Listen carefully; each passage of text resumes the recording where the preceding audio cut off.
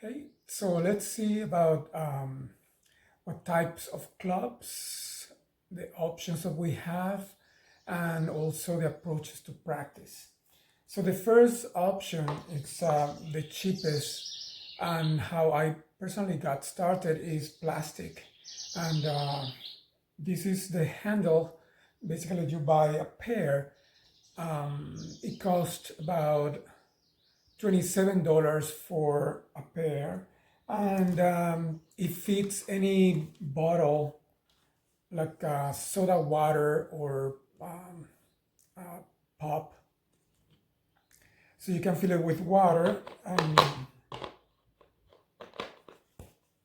just screw it right in. And you have a nice club here that could weigh about a pound and a half. And also, if you want more weight, once you get a little bit more practice, you can fill it up with sand. And this one goes to 3.7 pounds. So it's gonna have a nice weight. And so you can make progress without much expense. And even it could feed a large ginger ale bottle, and it will resemble more of a meal or which is a heavier club.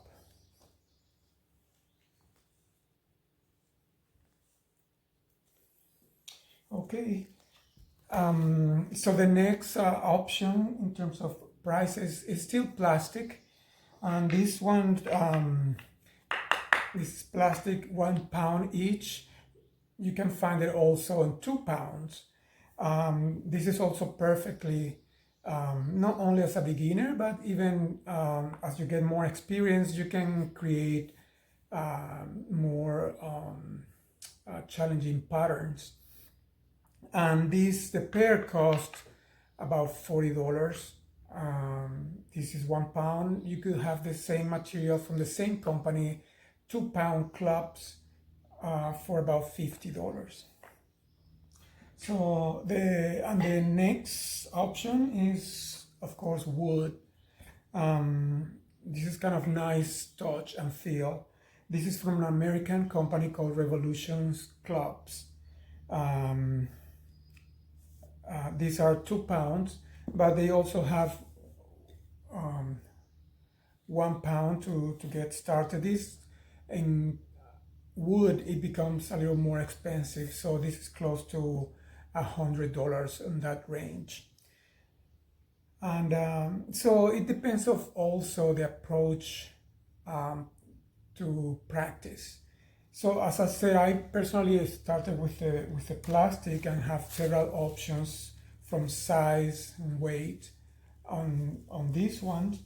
And then when I became more interested, then I invested on my wooden clubs. In terms of approach to practice, it could be purely physical conditioning, and also helps a lot with cognitive conditioning, since we work with a lot of patterns and rhythm. And it could also be like a moving meditation when you get into the flow and also play with rhythm and music. In terms of approach also, there's more a traditional path which is called Karlakatai, similarly to yoga, and actually shares a lot of roots with yoga. So that there is a reverence for the practice, for the master teachers, and for the tool themselves. So it's there is a consideration, especially if you're sensitive to the elements of two materials.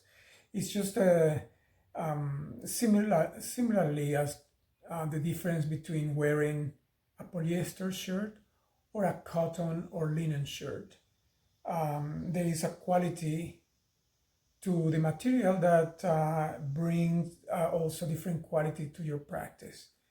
There is another option, which is steel, and it becomes a lot heavier, and it occupies less space. But this one is, for example, 5 pounds each. And once you have more experience and more conditioning to your joints and muscles, it's a good option to progressively add even more weight.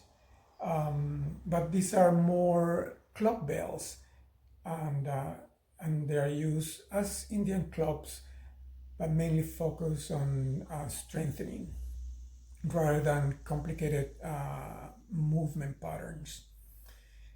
This also a little bit more expensive. This pair cost about $80, and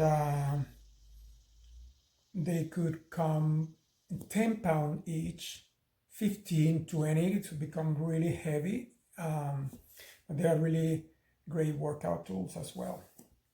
So in terms of teachers and schools, I'll send you some notes of the sources of the clubs and also some teachers and some schools. I'm particularly more interest in this approach, like I mentioned before, Karlakatai, which is the ancient tradition from India. And so that it covers not only the physical conditioning, but also mental and spiritual development, just like any other serious yoga path.